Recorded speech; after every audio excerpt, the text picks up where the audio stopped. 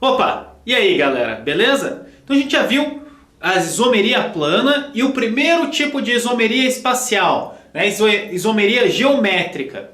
Hoje a gente vai ver o último tipo de isomeria, é o mais complicadinho porque ele é o mais diferente, assim, mais difícil um pouquinho de ver, mas ainda é tranquilo se a gente for com calma. É a isomeria óptica.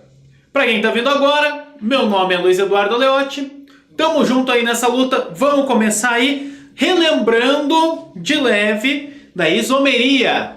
Lembra, a isomeria é aquela propriedade, é quando a gente tem dois compostos diferentes que têm a mesma fórmula molecular. Então você tem os mesmos átomos formando os compostos, mas são compostos diferentes, não são os mesmos. Que a gente tem dois tipos. A plana, que a gente viu lá, que você consegue diferenciar só pela fórmula estrutural plana ali, você já consegue ver a diferença. Lembra dos tipos lá? Função, cadeia, todos aqueles lá. Tem que saber.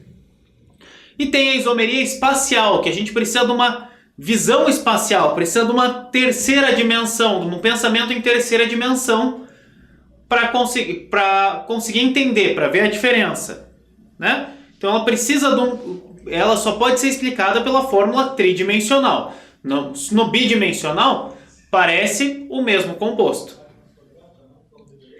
Que ela é dividida na que a gente já viu, a geométrica lá, que você precisa de uma ligação dupla entre carbonos e mais dois ligantes diferentes em cada um desses carbonos, ou pode ser também em compostos cíclicos lá. Pode ou não ter. Lembra lá, aula passada, dúvida, dá uma olhadinha lá, volta lá no vídeo, tá? Tá livre, pode voltar quantas vezes quiser. Beleza? E hoje a gente vai falar da isomeria óptica. Óptica. Aqui, se for lembrar lá for ver lá na física, né? Você vai ver que isso tem a ver com raios de luz e formação de imagem. A gente vai falar aqui, tem tudo a ver com a luz. Tá. Isomeria óptica, no caso, é quando a gente tem dois compostos que parecem ser a mesma coisa, mas eles têm atividade óptica diferente. Tá? Então a gente vai ter lá a fórmula tal e vai ter um lado, um composto que tem uma atividade óptica de um jeito e do outro atividade diferente. O que é essa atividade óptica? Aqui, ó, é o desvio da luz polarizada. Eles parecem ser a mesma coisa, mas um vai desviar a luz para a direita, o outro para a esquerda. E o que isso tem a ver com a gente? Por que a gente vê isso aí? Vamos começar com uns conceitos um pouquinho mais lá da física, para a gente definir isso aí direito, né? Por que a luz polarizada tem isso aí? O que é a luz? É um conjunto de ondas eletromagnéticas em infinitos planos. Então você vai ter lá luz vibrando assim, e daí outra vibrando de lado, daí aqui, em vários planos. Nem sei como desenhar isso aqui direito, mas você tem ela assim, daí você tem outra assim, daí você tem outra diagonal. Ela parece um monte de coisa assim misturada. Ela tem várias ondas diferentes. Horrível esse desenho, desconsidera. Então a gente tem uma luz. O que é a luz? Mas apesar disso, né, ela de vibrar em diversas direções, em vários planos, né, infinitos planos, você está olhando assim, ela pode estar vibrando nesse plano, num plano assim, todos, né, formando 360 graus. Mas a gente tem um equipamento que chama polarímetro, que consegue polarizar essa luz. A gente consegue pegar só um plano. A gente vai transformar aquela mossoró, aquele monte de coisa lá, em uma onda só, quando passa por um polarímetro. Isso aí você vai ver lá, polarização da luz. Isso aí é matéria lá da física. Bom dar uma olhadinha. Então a luz polarizada é isso aí, é quando a gente tem uma onda só, tá só em um plano. E a gente vai considerar a atividade óptica quando essa luz, a atividade óptica de um composto químico, de uma substância química, quando essa luz bate na nossa substância e ela vai, essa luz nesse plano aqui, ela vai girar para a direita ou para a esquerda. Então ela bate no composto e na saída aqui, ao invés dela continuar no mesmo plano, ela vai fazer um plano para a direita, um plano para a esquerda. E esse ângulo pode ser diferente, depende da atividade. Tá? Então quando ela atravessa um composto, ou ela emerge no mesmo plano, se esse composto não tiver atividade óptica, ele não influenciar na luz. Então isso é atividade óptica, né? Óptica vem de luz, a atividade ali é que ele está modificando a luz de alguma forma. Então se a luz bate no composto e sai igual, não tem atividade óptica. Se bate e desvia para um lado ou para o outro, isso é o que a gente chama de atividade óptica, é o desvio da luz. Tá? Pode ser tanto para a direita quanto para a esquerda. Um composto que desvia a luz para a direita a gente vai chamar de destrógiro, ou ou positivo. Todas essas coisas aqui são as denominações para os compostos que desviam a luz para a direita. E se ele desviar para a esquerda, vai ser levógiro, L, ou negativo. Então, quando a gente tem algum composto que tem a chance de ter atividade óptica, ele sempre vai estar nas duas formas. Ele vai ter o destrógiro dele e o levógiro. O que não tem como ter só um ou só outro. Tá? Pode ser que... Não é que sempre os dois estão presentes, né? Pode ser que em um organismo você só tenha de um tipo. Mas todas as substâncias que são opticamente ativas, ela tem a forma que desvia para a direita e a forma que desvia para a esquerda. E o que vai depender o lado que a luz desvia? Vai depender de um eixo de... Vai depender da assimetria da molécula. São as moléculas que têm... As moléculas assimétricas que vão determinar uma atividade óptica. Então, se uma molécula é simétrica, não tem atividade. Se ela é assimétrica, ela vai poder estar de duas formas diferentes que vão desviar a luz para a direita ou para a esquerda. Tá, antes... Não, vamos lá. Vamos definir o que é simetria primeiro. Bem simples, né? A gente aprende lá, sei lá, no primário, lá no começo. Simetria, um objeto é simétrico quando você consegue passar um plano nele, ou vários planos, você vai ver, em biologia tem lá organismo com simetria radial, por exemplo. Quando você passa pelo menos um plano e forma uma simetria, dos dois lados são iguais, a gente vai chamar isso de... de algo simétrico. Aqui a gente está falando de um objeto em geral, mas para um composto químico é a mesma coisa. Se você tem aqui, ó, aqui, CH4. Tá, é errado representar assim? Né? Ele é um tetraedro, na verdade. Mas veja, ó, se você passar um plano aqui, os dois lados são iguais. Ah, não! Professor, mas olha ali, ó, de um lado, aquele C ali, de um lado tem as pontinhas do C e do outro lado tem a bundinha. Por favor, né?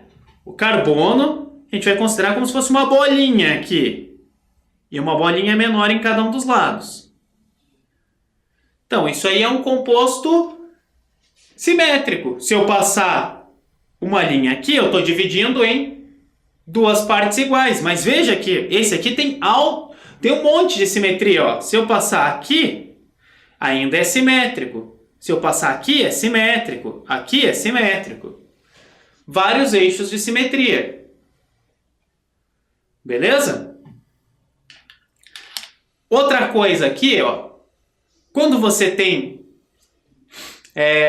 um composto simétrico, se você corta ele, ou algo, qualquer coisa simétrica, né, você corta ele no meio e coloca num espelho, um espelho exatamente no plano de simetria, você vai olhar para o espelho e vai ver como se fosse o objeto inteiro.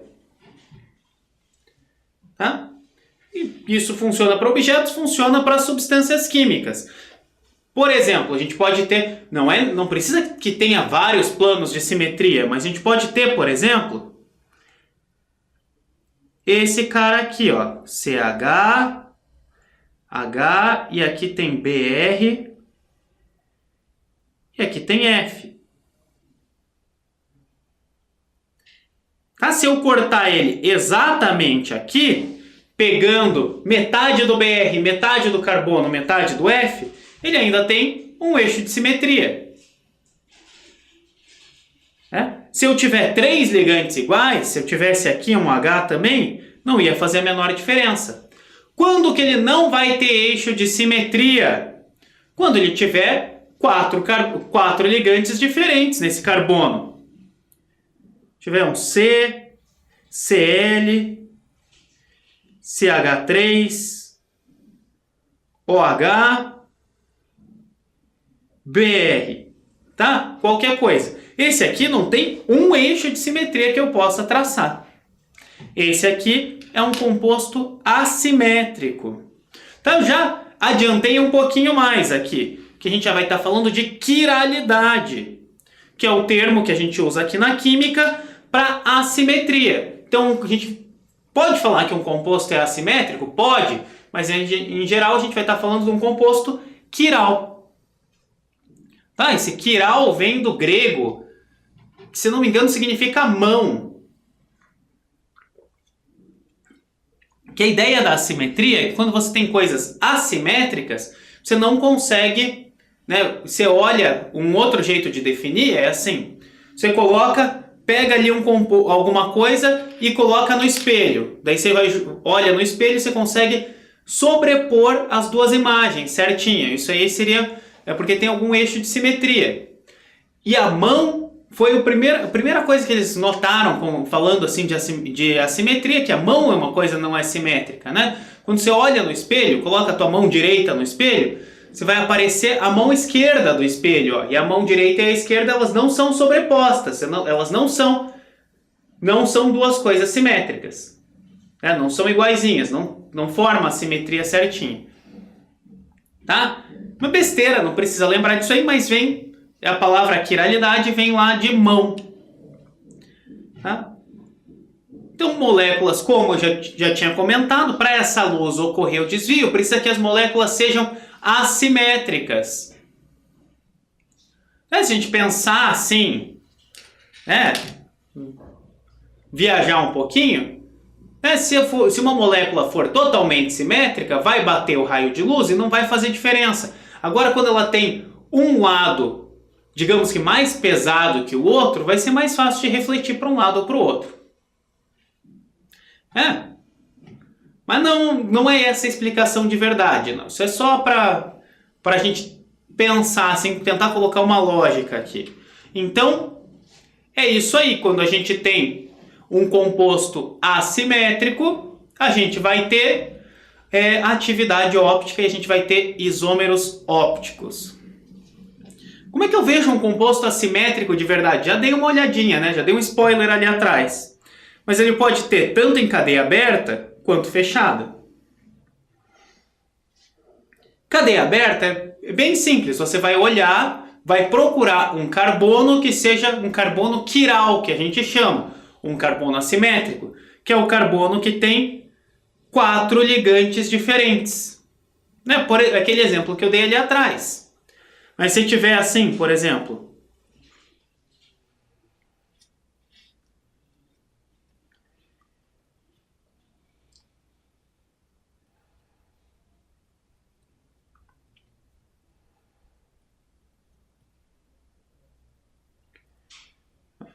aqui, ó, composto simples. Quantos carbonos quirais eu tenho aí? Nenhum. Nenhum. Mas e se eu tiver, por exemplo, ó, em vez de um H, aqui um OH? Esse aqui não se torna um carbono quiral? Ó, para cima ele tem OH, para baixo ele tem H, para a direita ele tem CH3, isso está parecendo ligações duplas, e não é. E para a esquerda aqui ele tem C3, H3, 4, 5, 6, 7. C3H7. Isso aqui. Ah, ele tem carbono para os dois lados. Não, né? Não depende só do próximo ligante. A gente depende de tudo. Então, isso aqui da esquerda é diferente disso aqui da direita. Se eu tiver um OH nesse aqui, vai dar na mesma coisa, né? A gente você pode encontrar marcado com um asterisco, assim, numa fórmula, os carbonos que são quirais. E se eu colocar um OH aqui, esse do meio é quiral? Sim ou não? Não é, né, galera? Ó, pra cá ele tem isso, pra cá ele tem isso, que são compostos iguais. Ah, e se eu colocar o OH de um dos lados para baixo? Não faz diferença. Lembra que gira. Beleza? Então isso aí, quando a gente tiver carbono quiral, a gente vai ter isômeros ópticos. Tá? Isômeros ópticos a gente pode chamar também de enantiômeros ou enantiomorfos. Mesma coisa. Eles são a mesma molécula, aparentemente. Só que você vai ter alguns que vão desviar a luz para a direita e outros que vão desviar a luz para a esquerda. Quem desvia para a direita é destrógero, quem desvia para a esquerda é levógero, por mais que pareça ser exatamente a mesma coisa e tenha as mesmas propriedades físicas e químicas normalmente. Então, para que a gente estuda se tem a mesma propriedade física e química? Porque não são iguais. É bem comum que eles tenham propriedades biológicas diferentes. Tipo, os aminoácidos do nosso corpo são praticamente todos levógeros. Não todos, porque tem uns que não tem assimetria. Você vai ver, ácido lático que produz no nosso músculo é uma coisa, ácido lático do leite azedo é outro. Ou o mais comum de todos, que provavelmente, se for estudar, você vai encontrar alguma questão de algum vestibular que é falando da tal da talidomida. Já ouviu falar da talidomida? Extremamente famoso. Foi um remédio, era uma substância química vendida como remédio, anos atrás, em que o composto ali, a talidomida, era um remédio para enjoo da gravidez, né? Diminuía o enjoo da gravidez. E parecia funcionar muito bem. Só que a talidomida era assimétrica. E o composto era uma mistura racêmica, que a gente já vai ver, eu já me adiantei um pouco. Era uma mistura racêmica, né? Porque era produzido em laboratório, a gente não consegue separar direito em laboratório o D e o L. Então, quando produz, você vai produzir os que desviam a luz para a direita e os que desviam para a esquerda. E um deles só tinha essa função de evitar os enjoos e funcionava bem. O outro era um teratogênico poderoso. O que é teratogênico? Terato vem de tipo deformação, anomalia. Então, enquanto um dos dois enantiômeros da talidomida funcionava como remédio e evitava enjoo, o outro acabava afetando o feto. Era para grávidas, né? Eram mulheres grávidas que tomavam. Isso acabava afetando o feto ali dentro e que gerou, nasceu uma geração bem grande, né? Muitas crianças com defeitos genéticos, assim, que foram causados pela talidomida, conhecido como os filhos da talidomida ou algo desse tipo. Obviamente o remédio foi proibido e deu um monte de problema, e hoje em dia ele é questão de vestibular. Tá? Bem comum lembrar isso aí. Então, por mais que eles tenham mesmo ponto de fusão praticamente o mesmo, de ebulição também, densidade, funções químicas, tudo meio bem parecido, a atividade biológica desses compostos pode ser bem diferente. Então é bem importante cuidar com isso aí. Tá?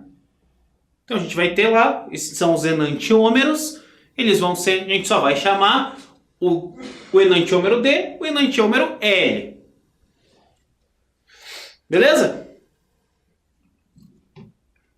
O que desvia para a direita e o que desvia para a esquerda. Aqui, ó, o que eu já tinha me adiantado. Se a gente produz em laboratório, a gente normalmente vai produzir uma mistura dos dois. Se essa mistura tiver a mesma quantidade de compostos que desviam para um lado e para o outro, a gente chama isso de mistura racêmica. E o que é a mistura racêmica? É a que não desvia a luz. Por quê? Bom, eu tenho um monte D que desvia a luz 45 graus para a direita. E um monte de L que desvia a luz 45 graus para a esquerda. Veja, né? Dois compostos que são iguais, eles só são espelhados entre si, eles sempre vão desviar a luz com o mesmo ângulo. Um ângulo para a direita e o outro para a esquerda. Então, se eu tenho lá 1000 compostos desviando a luz para a direita, 45 graus, e 1000 desviando 45 graus para a esquerda, vai acontecer assim. Desviando para a direita para esquerda, direita para esquerda, direita para esquerda, cancela e no fim é como se não desviasse. Isso aí é o que a gente chama de mistura racêmica. Tá? Então, na prática, a gente tem como se a gente tivesse 3 enantiômeros, né? A gente vai ter um composto lá, se tiver um composto que sempre vai desviar para a direita, um que vai desviar para a esquerda, e ele pode não desviar, que é o composto racêmico ou a mistura racêmica dos outros dois. Então, para todos os compostos opticamente ativos, a gente pode ter em 3 formas: desviando para a direita, desviando para a esquerda ou não desviando. Ele não vai desviar quando você tiver a mistura racêmica. Beleza? Tranquilo? Bom, além disso, a gente pode ter uma quiralidade múltipla, que é quando a gente tem mais de um centro quiral, mais de um carbono quiral. Daí não vai ser exatamente a mesma coisa, né? Você não vai ter só um destrógeno, um levógeno e a mistura racêmica dos dois. Né? Se você tiver, por exemplo,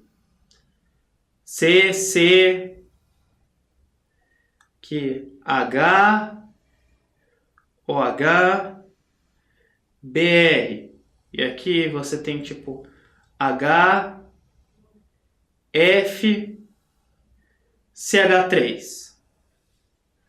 Ó, você tem um carbono quiral, outro carbono quiral. Cada um desses carbonos vai ter atividade óptica diferente. Ou digamos que um desvie 23 graus para a direita e 23 para a esquerda, e o outro desvie 30 para a direita e 30 para a esquerda. O que você pode ter?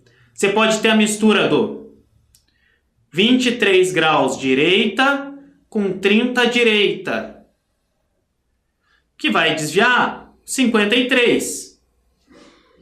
Você pode ter 23 direita com 30 esquerda. No fim, isso desvia 7 para a esquerda. E você pode ter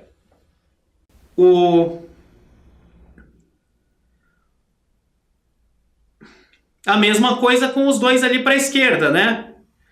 23 esquerda, 30 esquerda, vai dar 53 esquerda.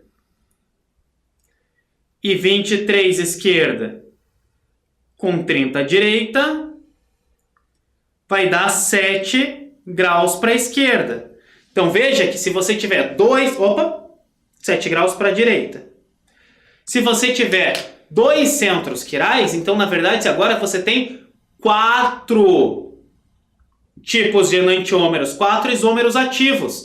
Você pode estar desviando aqui, nesse meu exemplo qualquer que eu chutei valores, você pode estar desviando 53 para a direita, 53 para a esquerda, 7 para a direita, 7 para a esquerda. Então você tem 4. E a formulinha é essa aqui, ó, bem simples. Número de ativos vai ser número de estereoisômeros ali, de enantiômeros ativos, vai ser 2 elevado a N. N, o número de centros quirais. Então, se tiver 2 centros, você vai ter 4 ativos. Né? Se você tiver se tiver 3 centros, vai ter 8. Se tiver 4, 16. E por aí vai.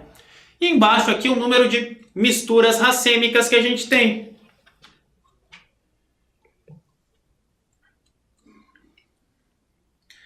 Que é sempre a metade desses aí. Beleza? Como assim o número de misturas racêmicas? Você me pergunta. Sim, não vamos passar reto. Então vamos lá. Como se a gente tivesse isso aqui. Finge que isso aí é a molécula, tá? E aqui é o centro quiral 1, centro quiral 2.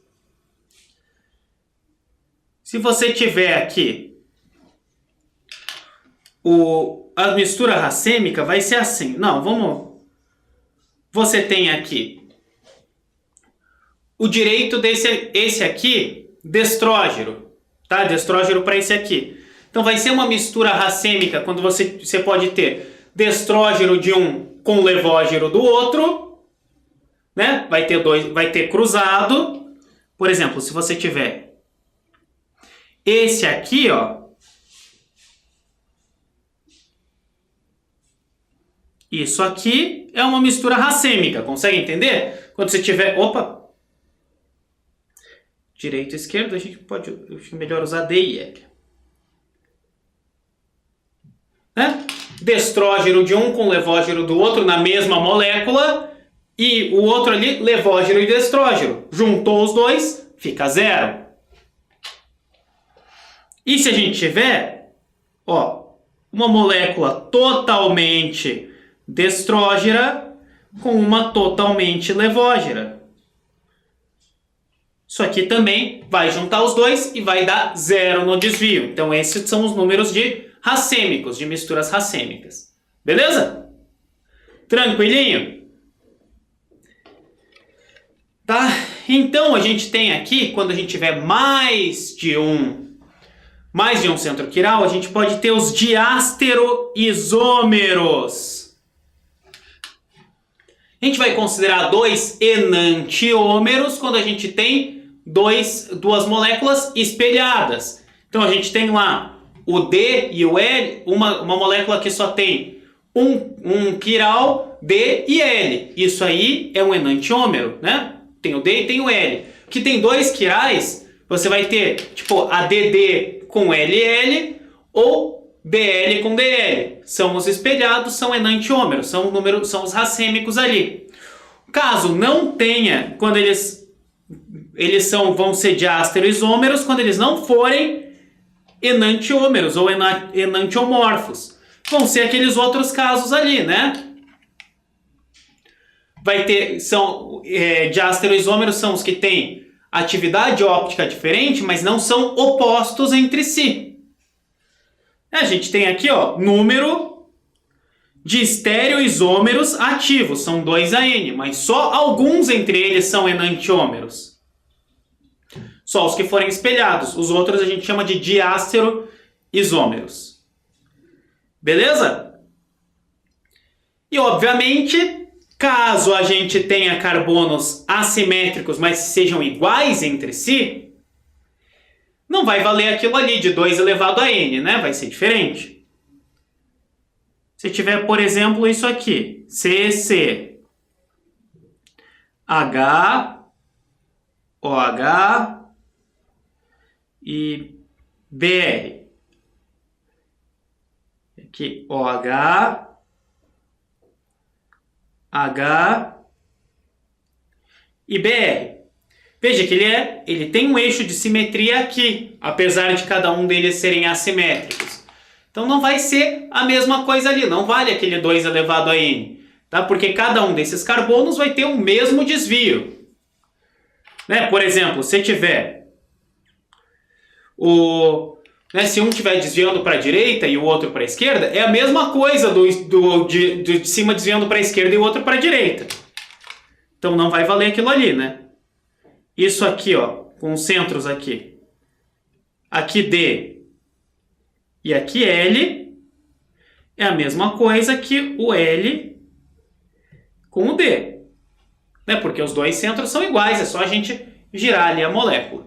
Tá? Então, essas 2 elevado a N e 2 elevado a N sobre 2 valem para centros quirais diferentes. Beleza?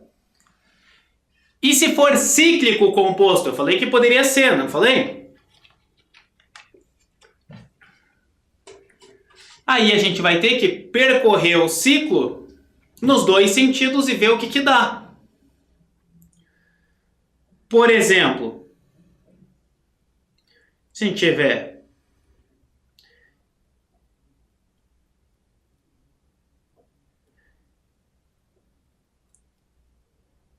isso aqui, quantos carbonos quirais temos aí?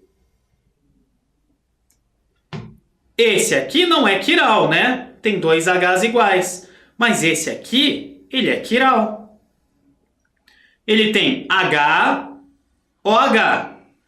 Percorrendo nesse sentido aqui, ele tem ligado a ele OCH2. Percorrendo nesse sentido aqui, ele tem CH2O. Então ele tem quiralidade. Ele é assimétrico. Funciona para qualquer tipo de ciclo, né? Pode ser enorme o ciclo, pode ter os mesmos, vai ter exatamente os mesmos elementos, né? Mas, se você não tiver lá C, tudo igual, ele vai ser quiral. Ou se você tiver só um oxigênio no canto oposto, né? Por exemplo, vamos pegar um com 4 aqui.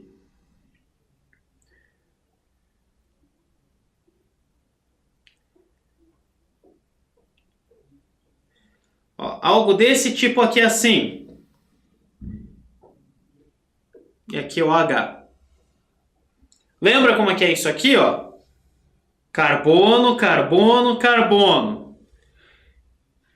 Esse carbono aqui e esse aqui não podem ser quirais, porque eles têm dois hidrogênios ligados. Agora vamos ver esse aqui. Ele vai ter um H aqui e um OH. Percorrendo aqui, ele tem o quê? CH2, OCH2. E no sentido contrário, CH2, OCH2. Esse não é quiral. Beleza? Se o oxigênio tivesse aqui embaixo, daí ele seria. Ah, mas isso aqui é igualzinho, é só ver que a gente vai contar como se a gente tivesse um cortezinho no ciclo e esticasse. Daí a gente vai ver se é igual para um lado e para o outro. Além disso, para a gente quase finalizar aqui, a gente tem a isomeria que a gente chama de bayeriana, que é uma isomeria óptica dependente da geométrica para ciclos. Como assim? Bom, vamos lá ver o que é a isomeria geométrica. Vamos pensar aqui num triângulo, que é mais fácil. Lembra da isomeria geométrica? Que a gente poderia, se a gente tivesse aqui, ó, H, OH. Aqui, ó, H, H. Essa ligação entre esse carbono e esse aqui, ela não gira por causa do ciclo. Então a gente pode ter dois isômeros geométricos aqui. Esse aqui que é o cis e a gente poderia ter o trans. Esse seria assim.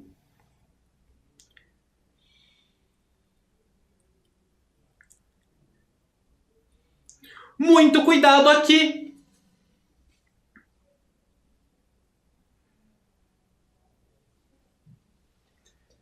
Que isso aqui, ó, gera uma... Você viu que gerou aqui? Gera uma assimetria. Essa molécula aqui, cis, ela é simétrica. Mas essa aqui, ó, gerou uma assimetria. Você vai ter sempre OHs, os OH, um para um lado, outro para o outro. OH, um para um lado, outro para o outro. Isso é um eixo de assimetria. Tá? Isso aqui vai gerar atividade óptica. É uma isomeria bayeriana. Tá? Vai gerar atividade óptica, sim. Então a gente vai, no fim das contas, a gente vai ter aqui 3 tipos de composto. O composto cis, que é inativo. Pode ter uma mistura racêmica dos trans, que vai ser inativa no fim das contas, né? Vai voltar ao normal. E você pode ter um translevógeno, que desvia para a esquerda, e um transdestrógeno, desviando para a direita. Beleza? Não fundiu o cérebro aí, né? Eu sei que é meio estranho isso aqui, né? Mas tá acompanhando. Só para a gente terminar, aqui tem as fórmulas de projeção. Quando a gente representa a geometria, né, ou representa geometricamente uma coisa, você vai lá, lembra lá da aula de geometria que você tem quatro ligantes, você vai fazer tipo um tetraedro, vai ficar tetraédrica espacial. Vai ser algo desse tipo assim. E quando eles representavam geometricamente o composto, eles viam que eles eram espelhados. Você ia ter um com uma base para cá e o outro, né, seria o D assim e o L para o outro lado. Daí alguém teve a excelente ideia de fazer uma convenção com as fórmulas de projeção, que a gente convenciona representar a fórmula na vertical e cuidar com a posição dos ligantes para a direita e para a esquerda como coisas diferentes. Se forem lembrar, eu falei disso quando eu representei lá a glicose, por exemplo. Lembra da glicose? Que a gente estava vendo lá, aqui os que tinham fórmula mista, aliás, função mista, da glicose era isso aqui.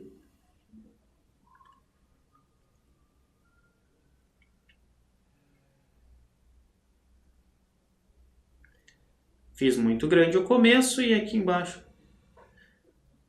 Isso aqui é a glicose. Tá vendo que tem... Opa! Faltou representar os outros hidrogênios.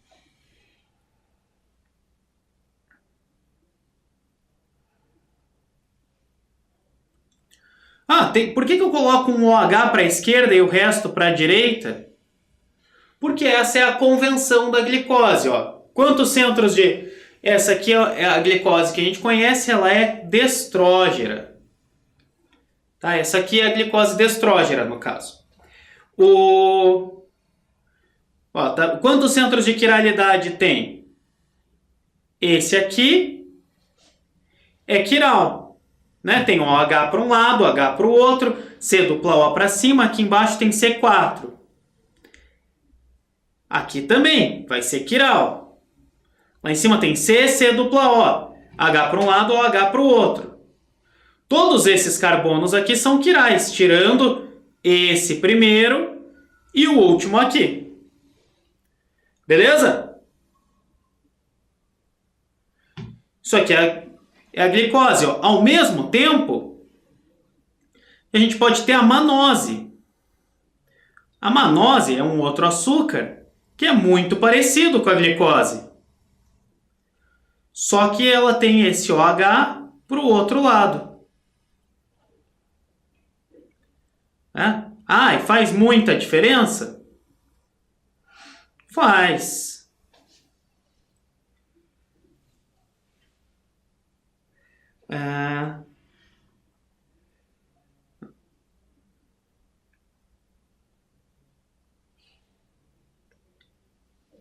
É isso aí.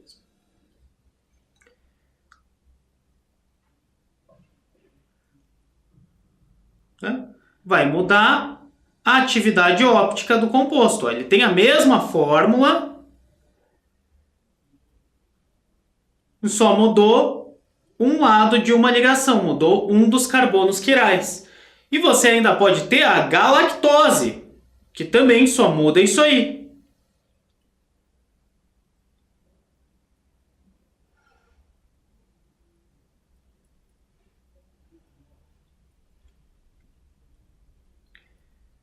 Que é isso, seria esse aqui.